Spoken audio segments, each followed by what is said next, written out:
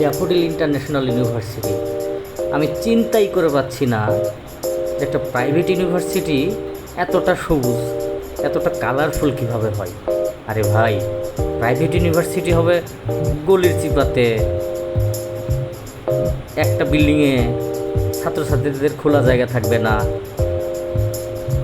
তারা বসে আড্ডা দিতে পারবে না, তারা খোলা আকাশ দেখবে না, সবুজ গাছ দেখবে না, তারা সিঁড়িতে বসে থাকবে, চার দোকানের সামনে বসে গ্যাদারিং করবে। তো এগুলো তো এখানে দেখতে পাচ্ছি না। কেন ভাই, কেন প্রাইভেট ইউনিভার্সিটি এত সুন্দর হবে কেন ভাই? এই দেখেন না, চারদিকে কত সবুজ, ছেলেমেয়েরা খেলা করছে, বসে থাকছে, যে যার যার মতো গল্প করছে, আড্ডা দিচ্ছে, কেউ কেউ পড়তেছে সবুজ গাছের নিচে। আজকে যে এত গরম, তো এইখানে গেলে এতটা গরম অনুভব হয় না। আমার মাথা ধরছে না, প্রাইভেট ইউনিভার্সিটি এমন হবে কেন ভাই? প্রাইভেট ইউনিভার্সিটি হবে ইট কাঠের দালানের মধ্যে, খোলা জায়গার মধ্যে প্রাইভেট ইউনিভার্সিটি, সবুজ।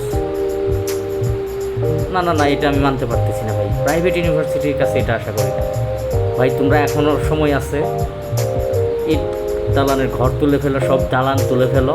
গাছ রাখবা কেন ভাই? গাছ রাখার কি দরকার? দেখো না অন্য 8-10টি ইউনিভার্সিটি কীভাবে তারা কুক্ষিগত করে রাখে ছাত্রদের, তোমরাও তাই করো। তোমরা আবার বাগান বানাইতে গেছো কেন ভাইয়া? পরিবর্তন হও ড্যাফোডিল, পরিবর্তন হও। আমার সাজেশন নিবা, বেশি বেশি করে ঘর তুলবা, বেশি বেশি করে ছাত্র ভর্তি করবা, বেশি বেশি করে বিল্ডিং তুলবা, বেশি বেশি করে প্রফিট কামাবা। পয়সাই পয়সা, কথা আছে না একটা?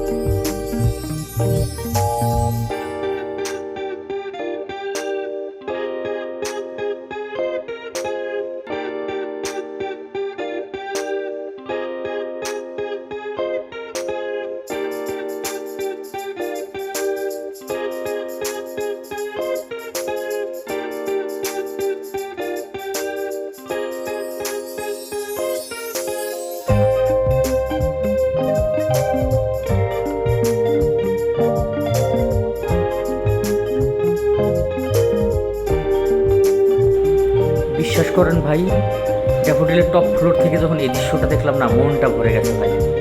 আর কিছু বলার না ভাই, এক কথায় অসাম, অসাম, জাস্ট অসাম। চারদিকে দেখেন কত সবুজ ভাই, কার না মন ভালো হয়ে যাবে বলেন এটা দেখলে? সুবহানাল্লাহ।